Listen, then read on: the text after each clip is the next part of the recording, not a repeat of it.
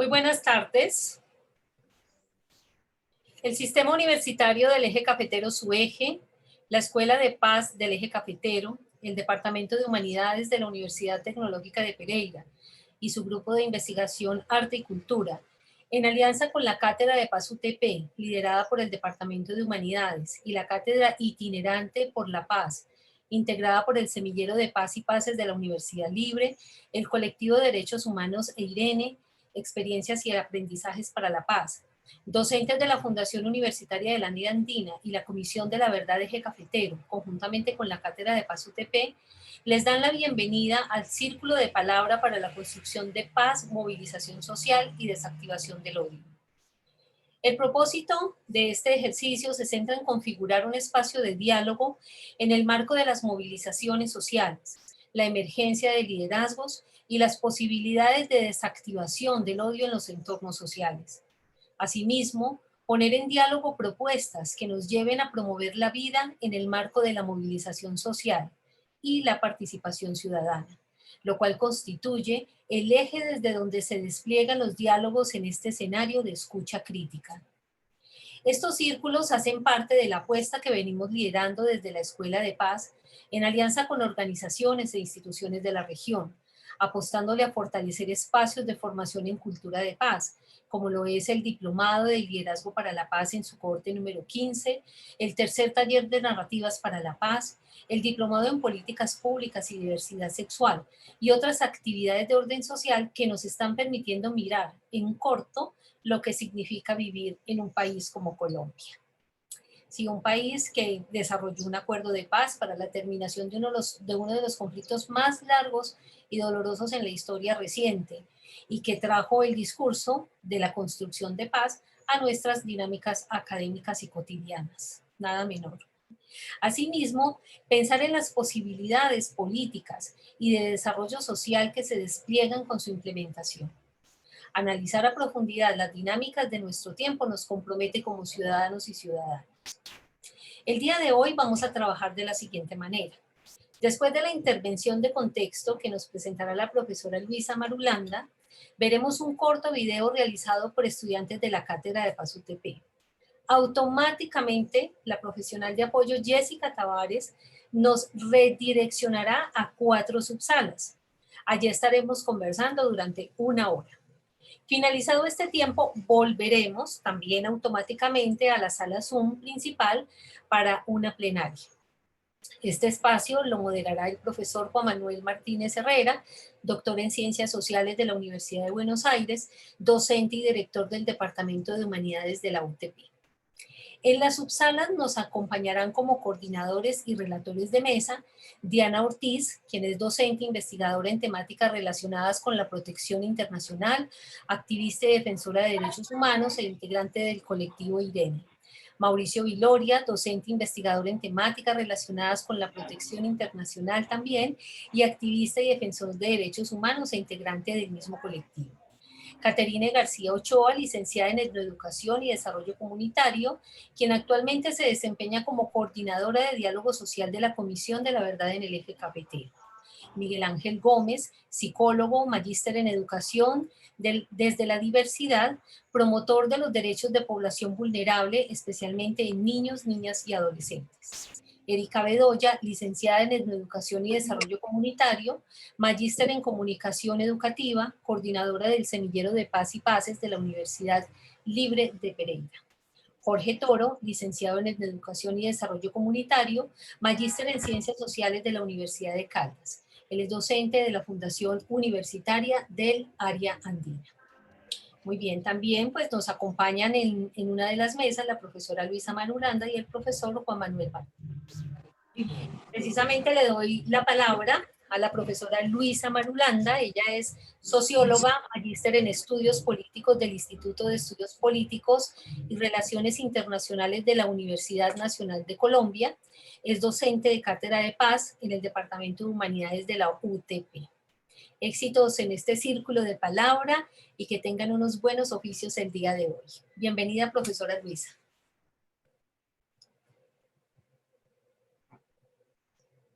Bueno, buenos días. ¿Ahí me escuchan bien? Sí. Te escuchamos muy bien, Luisa. Perfecto. Bueno, pues buenas tardes, ya un saludo pues cálido para todos y para todas. Pues manifestarles nuestro agradecimiento sincero por participar de este espacio, por la disposición de encontrarnos en este círculo de la palabra alrededor de esta temática tan importante de la movilización social y la urgente y necesaria desactivación del odio. Yo hago parte, pues, además de lo que comentaba la profesora Claudia Mónica, además de estar, digamos, en la Cátedra de la Paz de la Universidad Tecnológica, yo hago parte de la Cátedra Itinerante por la Paz. Quiero contarles un poquito sobre ese espacio, porque desde ahí hemos venido planeando y hemos venido pensándonos esta versión del Círculo de la Palabra en articulación con la Escuela de Liderazgo por la Paz. Entonces, la cátedra itinerante es una propuesta, es una plataforma de articulación de distintos espacios académicos, investigativos, pedagógicos, institucionales, que hemos venido trabajando en Pereira desde distintos escenarios por la construcción de la paz y las paces. Entonces, decidimos unir esfuerzos para realizar pues como una serie de iniciativas. Una de esas es precisamente lo que buscamos desarrollar hoy, que es propiciar un espacio de diálogo y de encuentro pues alrededor de estas temáticas. Les cuento también que nosotros, bueno, en la propuesta de la cátedra pues estamos vinculados varios docentes de distintas universidades de Pereira, de la Universidad Tecnológica, de la Universidad Libre, de la Fundación Universitaria del Área Andina, del colectivo EIRENE de Derechos Humanos y también la Comisión de Esclarecimiento de la Verdad Territorial Eje Cafetero. Una de las apuestas y de las propuestas de trabajo que nosotros tenemos desde este espacio de la cátedra itinerante es precisamente propiciar espacios de diálogo, de reflexión y de intercambio de pensamientos y de sensibilidades, pues como alrededor de distintas temáticas.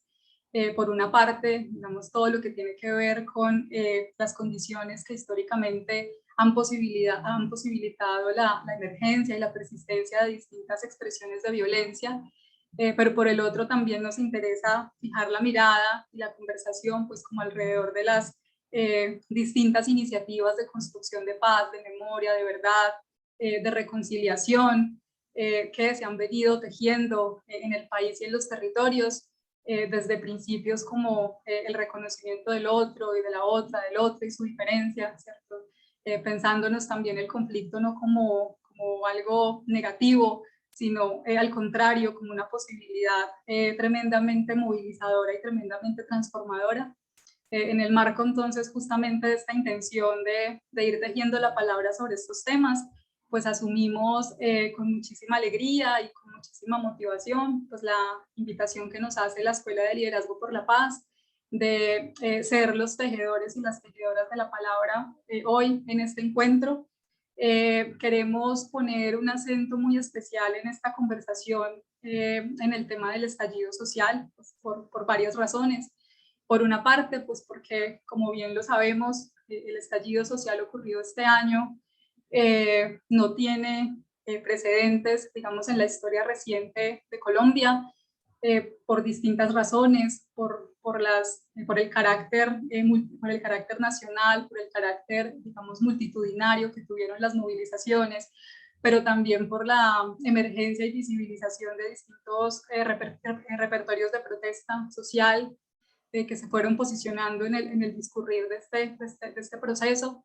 Y bueno, y también por otras situaciones lamentables y dramáticas, como las distintas expresiones y manifestaciones de violencia, de odio, de estigmatización, que se evidenciaron en el desarrollo de todo este proceso de movilización y que infortunadamente pues redundaron en múltiples hechos victimizantes que constituyen pues graves violaciones a los derechos humanos y que como lo planteó la misión SOS Colombia en su informe, pues también constituyen, digamos, graves delitos contra la humanidad. Entonces, por estas razones, pues nos parece fundamental que podamos hacer este ejercicio discursivo, este ejercicio de conversación, ¿cierto? De encuentro alrededor de este tema. Les proponemos entonces que la conversa gire alrededor de dos preguntas que nos parecen muy importantes. Una es cuáles son las condiciones que posibilitaron o que propiciaron un estallido social de esa magnitud, lo cual pues es una pregunta que pasa por supuesto por preguntarnos también por qué hemos venido acuñando esta idea de lo que pasó acá fue un estallido social, por qué un estallido social, qué implica eso y cuáles fueron esas condiciones que propiciaron entonces un fenómeno de estas dimensiones. Y la segunda pregunta a las que les invitamos y a las que les convocamos tiene que ver con el tema del odio y es una pregunta amplia, trascendente, profunda, tremendamente interpeladora, que es cuáles son los retos y los desafíos para la desactivación del odio y la construcción de la paz que nos deja todo este proceso de movilización social.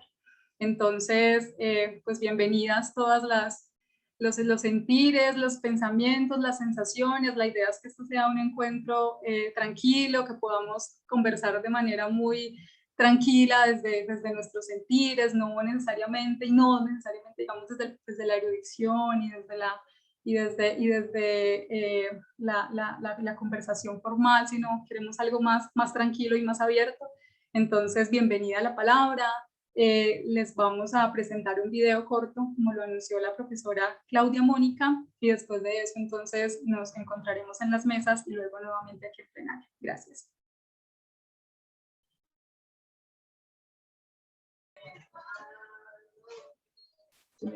¿Cómo así? ¿No te acuerdas con esa? Así, amor. Es que... Por favor, apaguen sus micrófonos. Claro.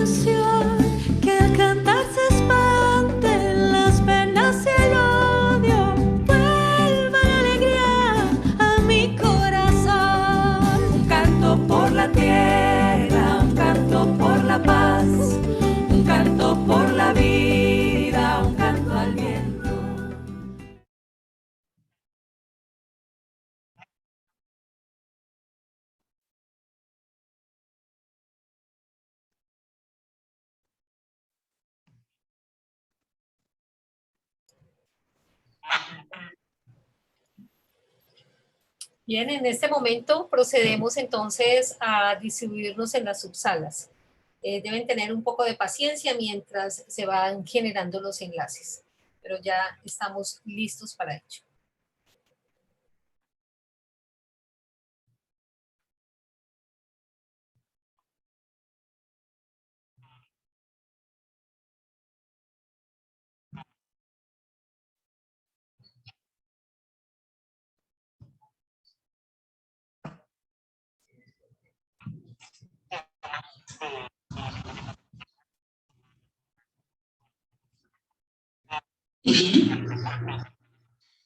¿Cómo supo Jane que la inculparon? La vecina vio a una mujer de cabello rubio saliendo de la casa de la...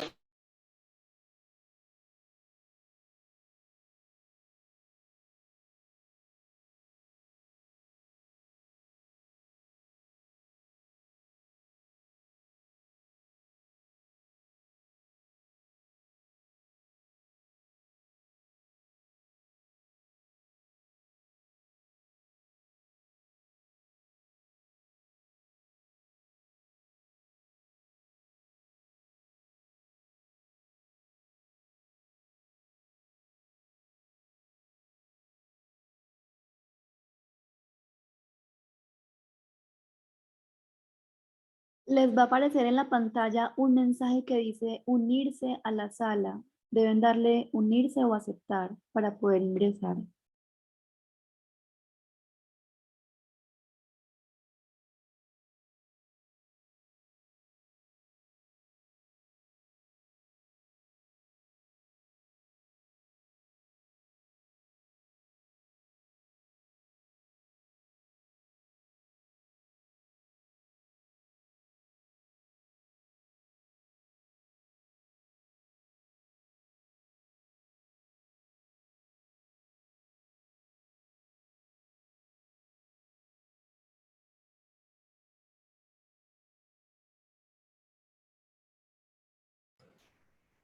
Solo están faltando, Jessica, Aida, Edgardo y John Jairo, ¿cierto?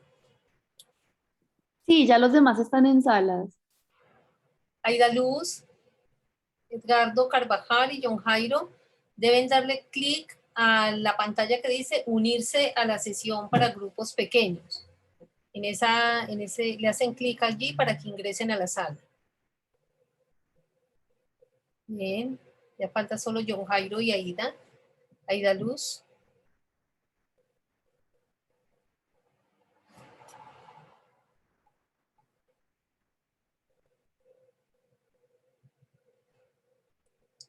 Bien, Aida Luz.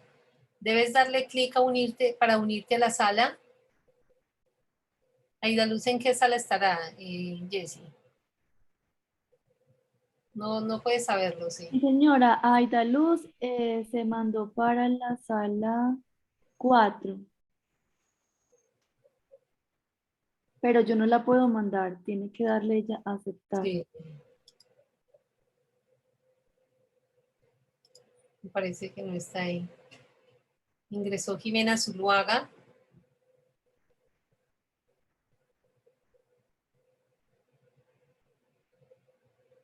Tú puedes irlas vinculando, ¿cierto? El sistema automáticamente que ellas ingresan les dice ingresar a una sala en particular. Ya ella ingresó a la sala 1. Ah, sí, qué bien. Ah, eso es muy chévere, ¿cierto?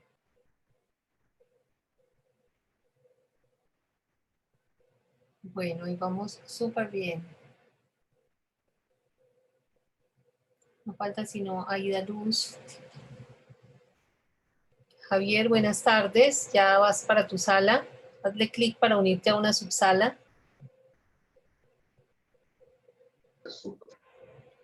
Actos que tenía me ignoran. Soy un contratista privado.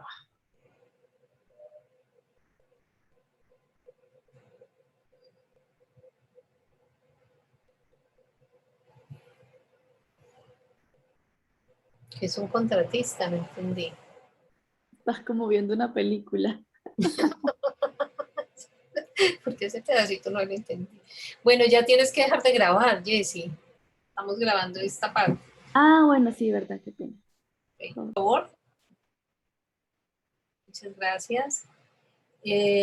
Invitamos a todos los asistentes a que hagan su registro de asistencia en el link que está en el chat de esta sala principal. Bueno, vamos entonces a continuar con la plenaria que está a cargo, la moderación está a cargo de Juan Manuel Martínez. Adelante, Juan Manuel, tienes ya la palabra. Bueno, muchas gracias a todos y a todas. Creo que es un espacio muy enriquecedor y que nos ayuda y nos contribuye de diferentes ángulos para esto. Yo creo que la plenaria y lo que nos queda es un poco el grueso del asunto, lo más importante, quizá lo más significativo, es primero socializar lo de las mesas y segundo conversar a partir de esta socialización frente a los retos que nos quedan. Creo que es importante haber ubicado discusiones, elementos, criterios, haber conversado un poco en corto, pero ahorita un poco en la plenaria, y por eso también vamos a ser como muy operativos con las conclusiones de cada mesa. La idea es escucharnos. Yo sé que el internet se va a poner un tanto lento, pero sí intentar, por lo menos en las plenarias, abrir un poquitico las cámaras, porque siento que es importante para la participación y para sentirnos de nuevo involucrados con este tipo de procesos. Entonces vamos a arrancar de una vez con la relatoría de la mesa número 1, que estaba a cargo de Mauricio y Diana. Adelante. Pero como lo les está bien. Bueno, buenas tardes. Creo que ya nos habíamos saludado, pero como nos fuimos y volvimos, ya me llevé un minuto del... Bueno, frente a las condiciones sociales, primero contamos en la mesa que estuvimos, participaron 10 personas, nosotros 12, fuimos 12 personas en la mesa, coordinador, relatora y otras 10 personas. Entre las condiciones sociales presentes o que se considera que dieron paso a este estallido social, se identifica la violencia sociopolítica reflejada en la violencia institucional y particularmente la violencia contra líderes sociales, líderes y lideresas sociales, el incumplimiento y desconocimiento de los acuerdos de paz. Esta parte del desconocimiento no solo referido al desconocimiento por parte del gobierno, sino al desconocimiento también de la sociedad en su conjunto sobre en qué consistían y para qué servían y cuál podía ser el alcance de los acuerdos de paz. Rupturas constitucionales y sociales latentes que se visibilizaron en los distintos sectores sociales a partir de la pandemia. La pandemia dejó ver más claramente la profunda desigualdad social que vive el país y los programas diseñados por el gobierno para intentar mitigar los efectos que la agudizaron no llegaron a los sectores más vulnerables, lo que hizo que distintos sectores de la población pudieran identificar los efectos que traería sobre ellos las distintas reformas que se estaban proponiendo en el Congreso. Otro elemento que se considera que está ahí presente es la fuerte arraigo de la democracia representativa que le resta poder a la ciudadanía en su conjunto. O sea, la ausencia de espacios que promuevan o que fortalezcan la democracia participativa. Si se me va quedando algo en el tintero, Mauricio me va a recordar. Por ese lado, bueno, y una última que no es de poca monta, que tiene que ver con la corrupción tan profunda que hay en los distintos procesos e instituciones de orden estatal. Frente a cuáles son los retos sociales, hubo un acuerdo, o sea, todas las personas que participaron en la mesa plantearon que uno de los retos fundamentales es poder establecer o diseñar programas, políticas, acciones que tiendan al fortalecimiento y desarrollo de la educación política. Educación política dirigida a los distintos sectores sociales, una educación política que haga frente a la crisis ética que hay en la sociedad colombiana, esta crisis ética que se refleja en los niveles de desigualdad, en la corrupción y en el debilitamiento de espacios solidarios para el ejercicio de la solidaridad.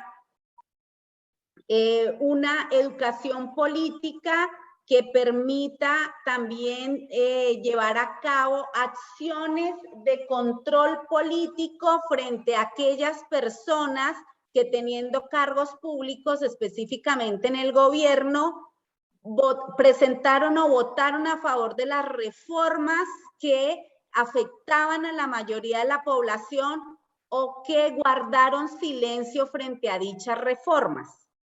Se considera que una educación política de este tipo no solo debe reposicionar el valor de la acción política en el voto, sino también el valor de la acción política a través de la educación, del fortalecimiento de espacios de diálogo que puedan contrarrestar las respuestas violentas. Esa educación política también debería tener un elemento dirigido a identificar las formas en que se educan, se capacitan y se forman, valga la redundancia, las Fuerzas Armadas y Policía, de tal manera que a partir de allí se pueda contrarrestar la perspectiva que los hace responder de forma violenta o abordar todos los escenarios de forma violenta. Esta educación política también permitiría poder fortalecer espacios de capacitación, de movilización en los barrios. Principalmente se hacía un énfasis que es importante dirigirlo a la juventud, dado que fue la población que se movilizó de una manera más masiva, pero además a la juventud que se ubica en las barriadas. Esa juventud que además puede atravesar distintas generaciones, porque si a los jóvenes se llega con esta educación política, ellos pueden, tal como se evidenció en las movilizaciones del estallido social, del que estamos hablando hoy, se evidenció que ellos pueden ser una correa de transmisión a las distintas generaciones de personas que conforman sus hogares. Pero esa educación política también debe apuntar a impulsar, fortalecer y diseñar espacios de democracia participativa más real, y uno de esos elementos también estaría vinculado a impulsar escenarios del derecho a la comunicación como un bien público donde prime sobre ella la perspectiva de derechos humanos y de la búsqueda de la verdad. Y finalmente, se considera que estas acciones políticas deben también permitir la renovación política de las representaciones políticas, de las instituciones públicas, pero que además los órganos de control de gobierno deben ser independientes del gobierno de turno, para garantizar poder contrarrestar las acciones violentas y garantizar que no queden en impunidad, como se pudo observar en lo sucedido en los meses anteriores en el marco del paro nacional. Básicamente creo que ya dije todo, pero pues sí me quedó por ahí en el tintero algún elemento que se me haya refundido. Agradezco a quienes estuvimos en la mesa que tan pronto nos den la posibilidad, lo mencionen. Gracias, Juan. Bueno, muchas gracias a ustedes, a los moderadores y a los asistentes de la mesa 1. Creo que es un punto de partida bastante claro y creo que ya vamos dando cuenta de ello. A propósito de lo que dices, los complementos, la idea es que después de que cada mesa haga su presentación, ya cada uno podrá hacer un complemento. Yo creo que finalmente no se trata en última, ni siquiera de unas mesas, sino una cantidad de factores que entre todos identificamos. Y por eso los complementos no van sobre la mesa, sino sobre todo el proceso. Yo creo que es importante tenerlo en cuenta. Muchas gracias, Mauricio y Diana. Vamos con la mesa 2. Kate.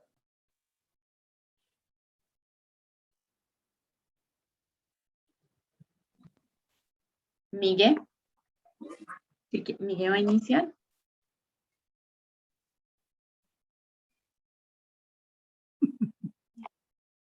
Listo. Dale y entonces sigo yo. Perfecto. Bueno, básicamente dentro de la mesa pues, se discutían como unos puntos, o sea, más que discutir, yo creo que se abrieron unas preguntas sumamente importantes. Unas tenían que ver más con el ámbito como reflexivo, que tenía que ver también con ese posicionamiento que teníamos frente a la idea misma que se está tejiendo alrededor de la narrativa, digamos, del conflicto y la situación actual en el país, ¿cierto? De ahí que hubo un llamado también frente al asunto de qué es pensar la verdad en, digamos, en este momento, ¿cierto? También digamos que dentro de lo que se observaba también allí se tocaron varios puntos, ¿cierto? Y digamos que iban encaminados alrededor de esos problemas estructurales que hay en Colombia, que se han identificado también, cómo eso se ha tejido relación de alguna manera con los mismos puntos del acuerdo de paz, ¿cierto? Digamos que era una visión en la cual se generaron preguntas alrededor, digamos, de la mesa de discusión que, digamos, tenían que ver con propiamente ese tipo de incumplimientos y también alrededor de los incumplimientos, pues claramente todos estos fenómenos de violencia que estaban llegando alrededor, digamos, del escenario de movilizaciones, ¿cierto? Digamos que eso también tenía que ver allí con uno de los planteamientos que se proponían en la mesa puntualmente. Allí también pues había una interlocución, ¿cierto? Claro que es frente a la necesidad pues que hay frente a encontrar también, digamos, esos puentes que permitan construir con ese otro, ¿cierto? Ese otro que es tan diferente, ese otro que muchas veces excluye, pero también, digamos, cómo no desconocer, cómo el plantearnos para reconocer al otro y no desdibujarlos también. Digamos que allí habían unas reflexiones también alrededor de ese tema. Había otro asunto allí, ¿cierto? Que tenía que ver también con el papel de la responsabilidad, ya en términos de retos. Creo que hay una reflexión, ¿cierto? Concretamente, y es dejarnos allí la puerta abierta para reflexionar frente a las responsabilidades que también podemos asumir, ¿cierto? Y más que responsabilidades dentro de lo que está sucediendo en el contexto actual, o lo que ha venido sucediendo en la historia de Colombia, tiene que ver cómo se genera esa apropiación para que, digamos, para superar ese tipo de conflictividades, ¿cierto? Asumir el conflicto de alguna manera, de una manera positiva y que permite, digamos, también la construcción de esos escenarios que son necesarios, digamos, para superar, digamos, las violencias y más aquellas que han estado pues encadenadas y que han logrado ser visibles a lo largo pues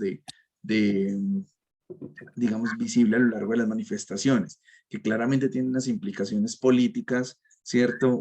También una participación allí propiamente, pero que no dejan de desligarnos digamos, de ese sentimiento, de ese pensamiento de involucrarnos dentro de los mismos escenarios, verlo todo, digamos, desde una complejidad.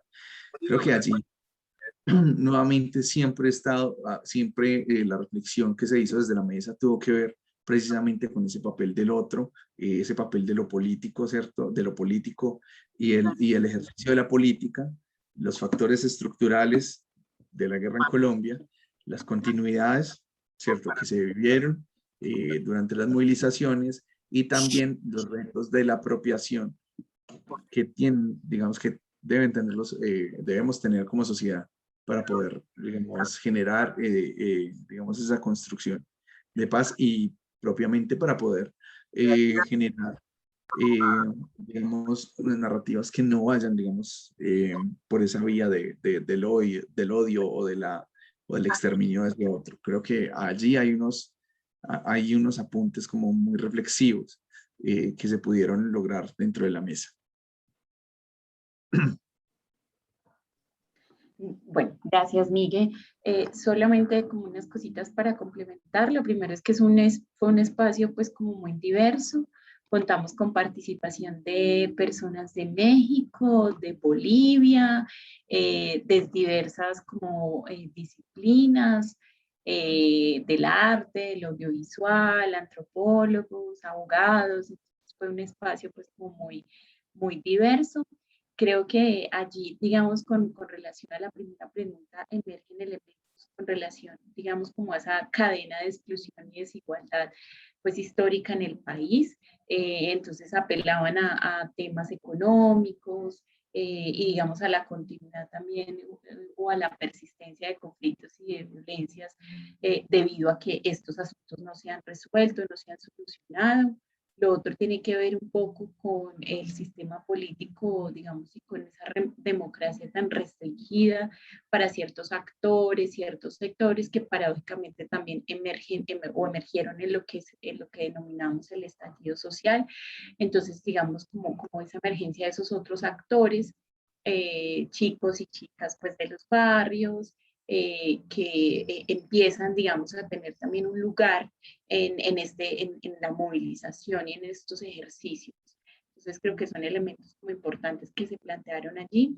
Hay una referencia muy explícita al tema de la implementación de los acuerdos de paz, es decir, cómo esto se convirtió en una agenda de movilización, algo que se supone que ya en un momento y hablamos de eso, digamos, hace 5 años se planteó esta carta, también este acuerdo que intentaba dar solución a sus problemas estructurales también del país.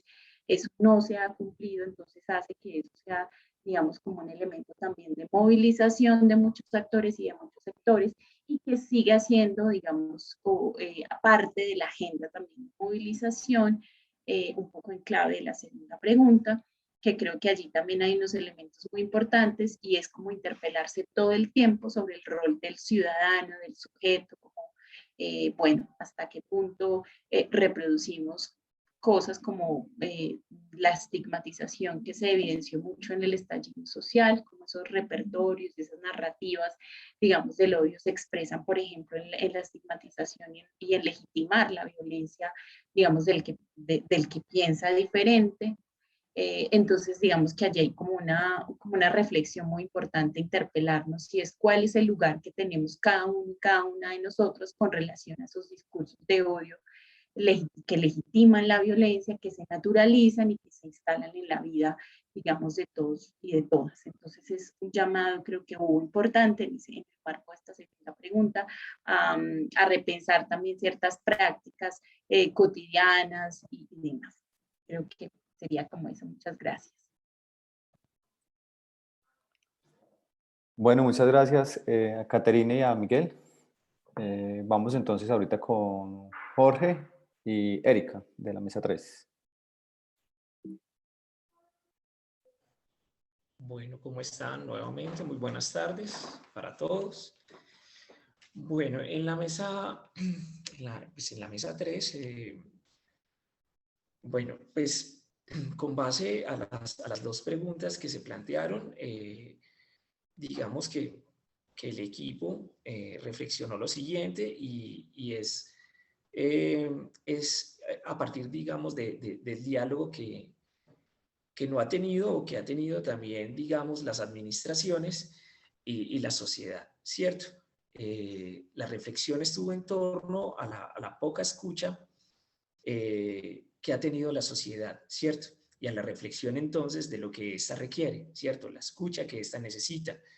Y que además, pues, dichas administraciones no han entendido lo que las nuevas generaciones requieren, ¿cierto? Lo que necesitan. Se reflexiona entonces de que pareciera que tenemos unos regímenes anquilosados allí, con unas ideas pues que no son o que no están a la par de lo que las nuevas generaciones y los jóvenes entonces están exigiendo. También entonces es bastante reiterativo la reflexión que se hizo sobre la barrera que han puesto los gobiernos, ¿cierto? Para el diálogo y para la escucha. Esto pues entonces ha generado diferentes situaciones en cuanto pues, a la sociedad y a la dificultad de ellos como para un mejor bienestar, ¿cierto? La población pues ha aumentado en su vulnerabilidad y las brechas pues entre los grupos es bastante evidente. Entonces esta reflexión pues parte sobre las condiciones que llevaron a dicho estallido social. Bueno, voy a ir como hablando sobre las reflexiones que tuvimos, ¿cierto? Y sobre el diálogo también. Se sintió también que de alguna manera en la movilización hubo hubo cosas que generaron movimientos, que las cosas todavía no han terminado, ¿cierto? Que todavía hay algo pendiente. Pues, hablamos sobre las formas del gobierno actual y su intento también por salvaguardar su imagen, ¿cierto? Esas formas para de alguna manera disuadir a las personas, pero pues entonces reflexionamos sobre, pues, sobre la sociedad y la forma como ellos se dieron cuenta de estas formas de gobierno, pues como para dilatar o para engañar lo que estaba sucediendo, ¿cierto?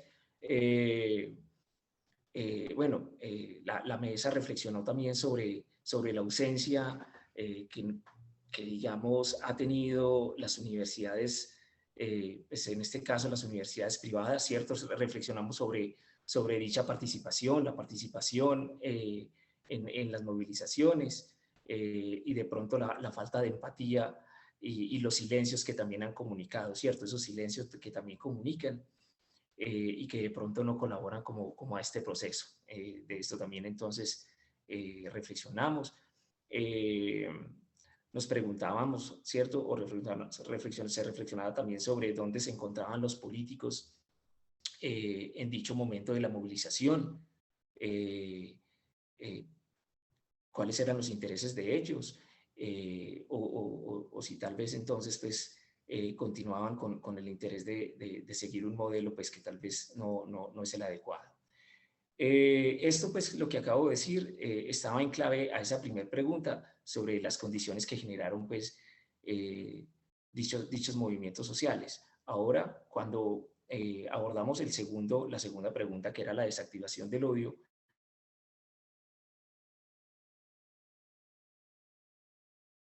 y pues la construcción de paz, pues abordamos y digamos que hubo una reflexión sobre el diálogo, ¿cierto? Una necesidad de un mayor diálogo entre las administraciones y la sociedad, pues proponiendo unos mediadores, unos entes que generen y promuevan pues dicho diálogo, ¿cierto? Poner unos mínimos, como algo que Katy también estaba aquí diciendo, y era poner la vida por encima de todo, ¿cierto? Se entiende que dentro de la movilización hay unas personas que generan unos roles o pues que tienen unos roles, por supuesto, pero pues esos roles no pueden estar por encima de la vida y no pueden justificarse las maneras también pues como se actúa en dichas movilizaciones. Entonces pues digamos que esta reflexión se daba pues sobre la importancia de tener la vida como, ¿cierto? Pues como cuestión importante pues para esto.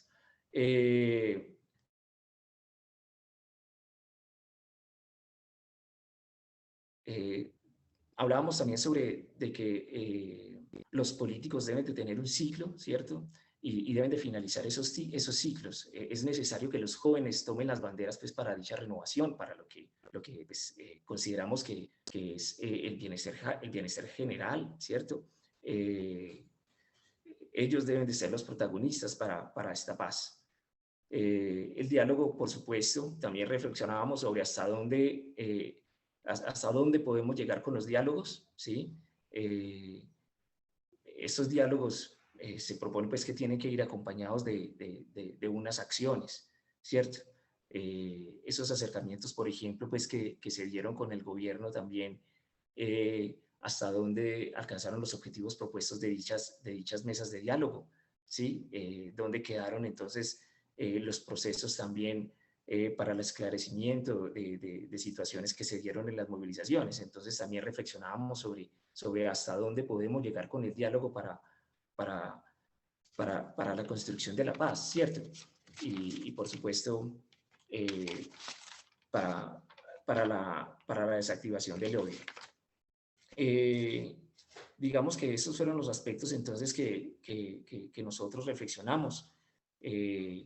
Y entonces todo estaba pues entrelazado entre esa ausencia de los gobiernos, digamos, de estas administraciones con la sociedad, y por supuesto pues todas estos retos que se tienen para poder desactivar el odio y la consecución pues, o la construcción de una paz, pero por medio del diálogo, ¿cierto? Por medio del diálogo y la renovación también pues de esas administraciones que son tan necesarias, pues renovar todo esto que ya se encuentra allí. No sé si de pronto pues haya algo más que quieran ampliar pues el equipo, o en otro momento pues en el espacio cuando se abra pues para los demás participantes. Sí, Jorge, dejemos el espacio entonces para complementar. De pronto Erika también como moderadora quiera complementar algo. Si no, entonces pasamos ya a la relatoría del grupo 4 y ya damos un poco el espacito que nos va a quedar para la conversación, ¿listo? Y ahí también pueden hacerse como los complementos de lo discutido. Gracias, Jorge. Bueno, entonces vamos ya con las conclusiones de la mesa 4, que es la que estábamos moderando Luisa Fernández y yo. Entonces, Luisa, adelante, arrancas tú y luego continúo yo. Dale. Entonces bueno, buenas tardes otra vez. Voy a socializar entonces un poco lo que fueron los puntos de reflexión y de debate sobre la primera pregunta, y Juan Manuel va a socializar un poco lo que fue el resultado de la conversa sobre la segunda pregunta. Bueno, en relación con la primera, de los factores que propiciaron un estallido social de esa magnitud, pues bueno, coincidimos con muchos de los puntos que ya han mencionado los compañeros y compañeras de las metas que nos anteceden. Se tocaron diversos aspectos. Por una parte, pues todo lo que tiene que ver con estas demandas sociales históricas no resueltas por el Estado colombiano, ¿no? Que encuentran su correlato en la pobreza, en la desigualdad, en la exclusión, ¿sí? Decía uno de los compañeros que participó de la mesa que eso también se ve expresado en el incumplimiento de las promesas que había hecho el Estado en otros momentos y que no ha logrado cumplir, ¿sí?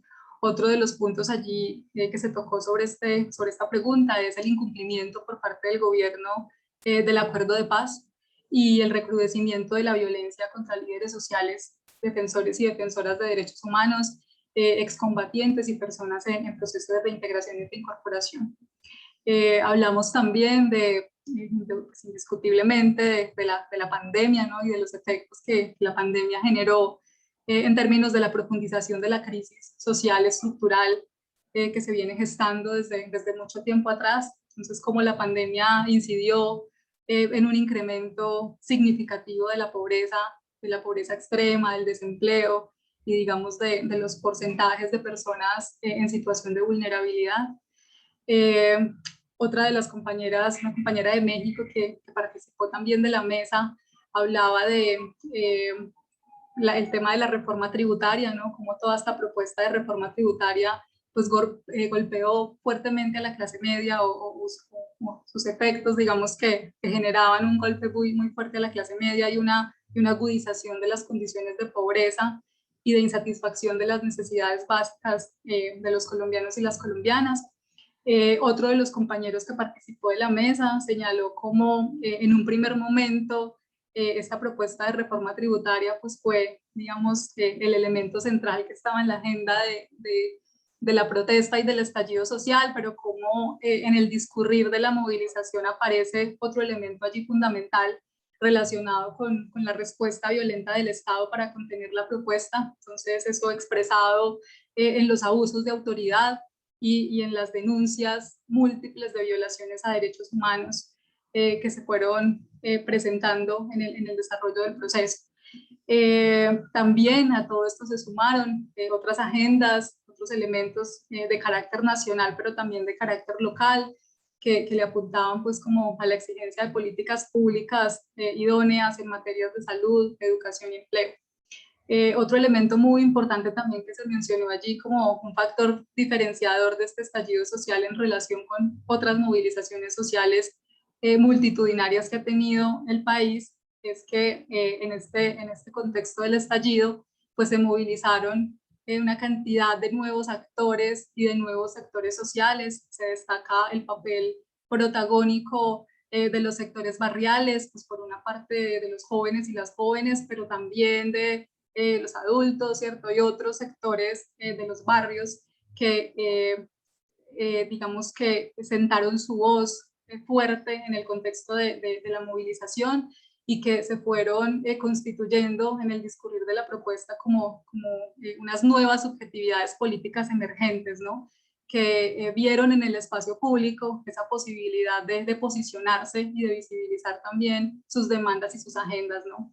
Entonces, ese fue también otro aspecto allí central, esta emergencia, esta consolidación, esta visibilización de nuevos actores que no son los sectores, digamos, tradicionales o clásicos de la movilización, sino unas nuevas voces muy, muy importantes.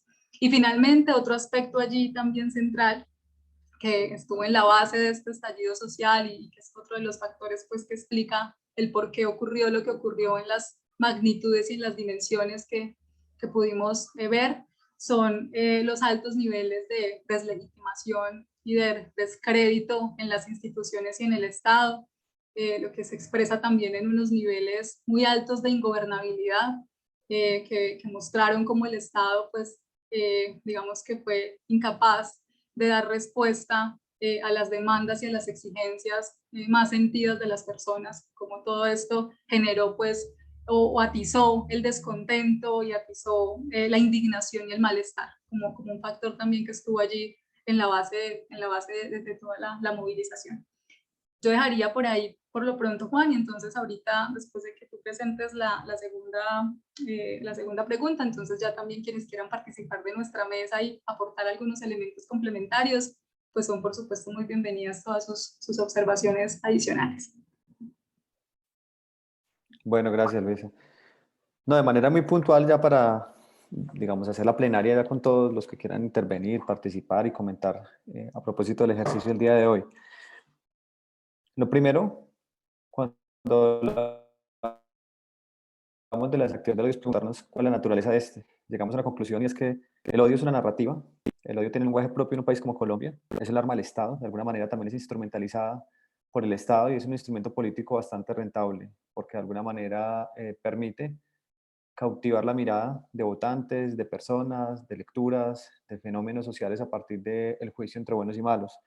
Entonces, lo primero que hay que entender a partir de esa noción de odio es entender que es una noción instrumentalizada históricamente en el contexto colombiano, en el contexto político.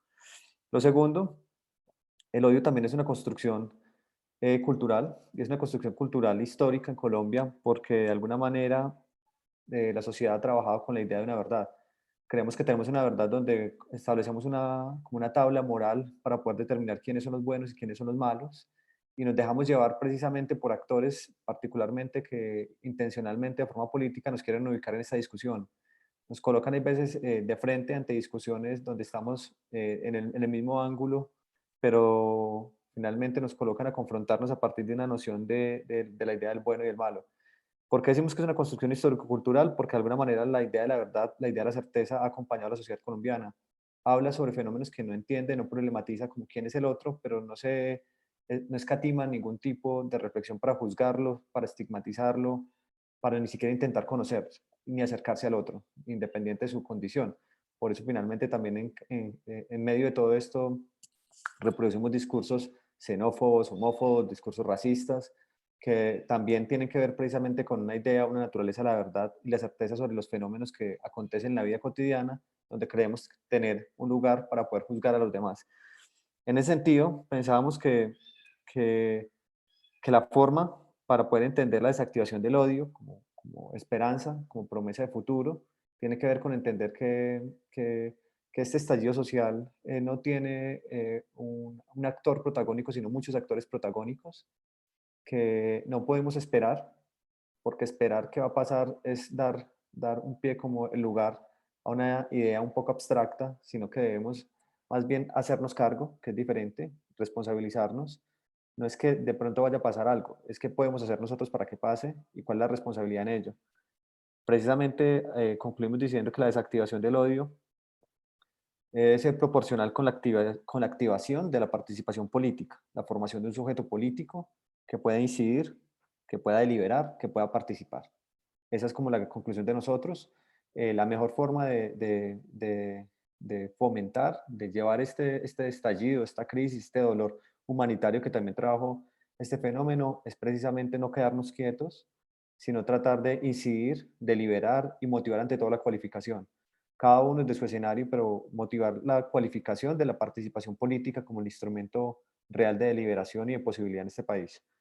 Esa es básicamente la conclusión a la cual llegamos nosotros con esa segunda pregunta y que de alguna manera está muy acorde o complementa, creo yo, por lo menos así lo veo, complementa las lecturas de las otras mesas. Creo que cada una da criterios y aportes distintos para poder complementar ese fenómeno. Creo que aquí no hay recetas, aquí no hay fórmulas, pero sí hay unas responsabilidades. Precisamente por eso mencionábamos ahorita que esa idea de querer pensar que tenemos una certeza sobre los fenómenos que nos acontecen nos lleva a equivocarnos con bastante frecuencia porque dejamos de indagarlos, investigarlos y problematizarlos. Entonces creo que lo importante en medio de todo este proceso es entender no qué es lo que va a pasar, sino qué es lo que podemos lograr nosotros que pase y de alguna manera las responsabilidades que tenemos con todo lo que hemos vivido y con lo que estamos viviendo. Dejaría ahí, digamos, nuestra intervención sobre la mesa y abriría ahora sí el espacio para la conversación, estos minuticos que nos quedan sobre la conclusión de la jornada, la conclusión de las preguntas, lo que quieran complementar de ello. Entonces, bueno, el que quiera intervenir, adelante. Ok, muchas gracias Juan Manuel y todos los coordinadores y relatores de las mesas. Pues creo que aquí tenemos un panorama muy interesante acerca del tema que nos ocupó el día de hoy. Invitamos a los asistentes a que levanten la mano para que Jessica les pueda dar los permisos y pues abrir su micrófono y hagan su intervención.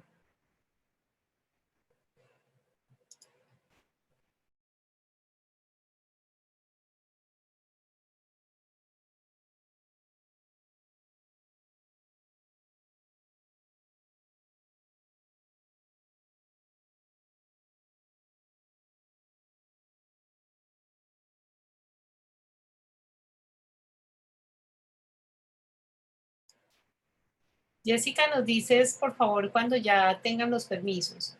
Está levantada la mano. En este momento ya puede hacer su intervención Alexandra. Gracias. Bueno, muchísimas gracias. ¿Sí me pueden escuchar? Sí, Alexandra, muy bien. Bueno, perfecto. No, pues mi intervención es en realidad muy corta. Bueno, también un poco ofreciéndole disculpas por llegar a la discusión ya pues en el momento de estar presentando las conclusiones. Pues, observando lo valioso de las discusiones que aquí se están dando y quisiera entonces aprovechar y hacer un comentario justamente, te reitero, alrededor de estos últimos pues como, conclusiones que nos compartía Juan Manuel y es todo el tema de asumir una responsabilidad y un rol con respecto a la narrativa del odio, ¿cierto? Cómo asumir la posición debe ser cada vez pues, en nuestro ejercicio más que un ejercicio de escoger bandos, donde muchos nos hemos movido, ¿cierto? Por miles de razones, sino más el ejercicio de tomar posición desde entonces estas otras narrativas que se pueden crear y visibilizar procesos, reflexiones, formas de pensar, de organizarse y pues, eso justamente, es como algo sin fórmulas, tiene mucho que ver con las acciones que realizamos cotidianamente, ¿cierto? Donde estamos invirtiendo nuestro conocimiento, nuestras habilidades, nuestras actitudes, y de ahí pues la importancia de encuentros como este, de el vuelco de las instituciones educativas, por ejemplo, las universidades, bueno, los colegios y demás, ese vuelco más a preguntarnos por nuestra condición bueno, de seres humanos, de sujetos políticos en medio de un entorno tan complejo que habitamos y por supuesto también con quienes tienen el interés, la posibilidad y el sentir auténtico, por así decirlo, de participar de construcciones comunitarias, barriales, populares y demás, pues también también estar allí y acudir como a esta tarea de visibilizar y de aportar entonces unas narrativas que tengan que ver con la construcción social y con la creación de alternativas de relaciones distintas, ¿sí? Desde algunos sectores se habla de alternativas de poder, ¿cierto? Como las comunidades, como los seres humanos, como las personas, los ciudadanos, nos empoderamos a partir de construir y participar en procesos creativos de todo tipo. Era como una reflexión que quería aportar. Alexandra, muchas gracias. Creo que muy importante, muy a propósito completamente de lo que estamos viviendo y de un poco de los contextos que se han planteado en las mesas. Gracias. Bueno, no sé quién más quiera intervenir, participar. Jessica, no sé si hay alguien más con la palabra levantada, la mano levantada. En este momento no.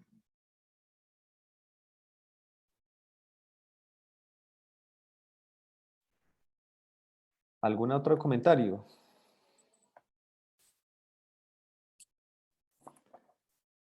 Bueno, entonces, pues ya a manera de cierre, yo plantearía algo que me parece muy importante entender, que yo lo veo como uno de los grandes logros de este tipo de procesos, y es que en un país como Colombia, particularmente con la realidad que vivimos, volveríamos permanentemente sobre los acontecimientos que han generado este conflicto y que siguen alimentándolo, y volveríamos a problematizar causas, génesis, orígenes, pero necesitamos también pensar hacia dónde vamos a avanzar, hacia dónde vamos a llegar con todo esto.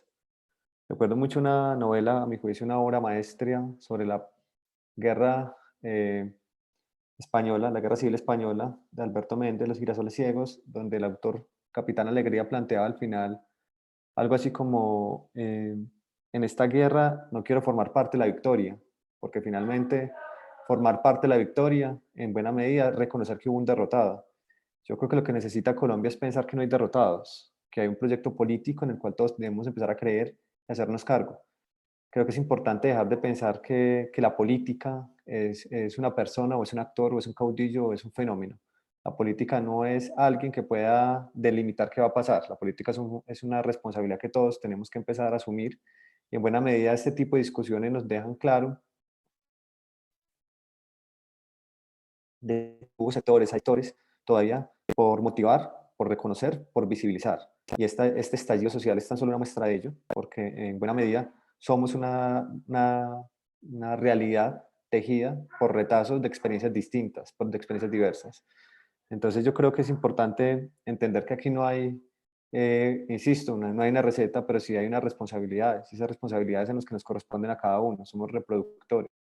Yo en cátedra les digo a los chicos con bastante frecuencia, si viralizamos con mucha frecuencia cosas un tanto ridículas o graciosas o tendenciosas, ¿por qué no viralizar también la responsabilidad política que todos tenemos? Una responsabilidad que se tiene que hacer cada vez más masiva y que tenemos que replicarla desde lo electoral hasta las cosas más simples como la vida cotidiana y la vida doméstica, porque finalmente creo que no podemos ser ajenos a ese tipo de discusiones. Yo dejaría por ahí, no sé si Mónica quiera dar algunas palabras también de cierre o si no vamos cerrando. Les agradezco muchísimo la participación, Moni, entonces te dejo el micrófono para que cierres. Muchas gracias a todos por la participación y por los comentarios súper valiosos. Muchas gracias, Diana Ortiz, Mauricio Viloria, Caterine García, Miguel Ángel Gómez, Erika Bedoya, Juan Manuel, Jorge Toro y Luisa Fernanda, por hacer posible este tipo de espacios. Nosotros creamos el escenario de alguna manera, pero son ustedes los que lo dinamizan. Muchas gracias a todos y todas las participantes en este círculo. Los esperamos en nuestros eventos que vamos a seguir haciendo cada 8 días. La semana entrante, Narrativas para la Paz va a tener el tema de Día de Muertos, y así vamos a seguir construyendo cosas, un círculo que va a ser coordinado por egresados de la universidad, egresados y egresadas, y bueno, aquello que nos compromete muchísimo en una alianza que tenemos con la Universidad Autónoma de Guerrero en México, que es ese ejercicio de mirar el México profundo y la Colombia profunda desde nuestras comunidades indígenas. Un abrazo fraterno desde la universidad y desde el sistema universitario del Eje Cafetero. Muchas gracias por estar aquí el día de hoy y por participar en este escenario que sé que les deja muchísimas preguntas y muchísimas reflexiones. Hasta pronto y nos veremos en el camino. Gracias. Chao.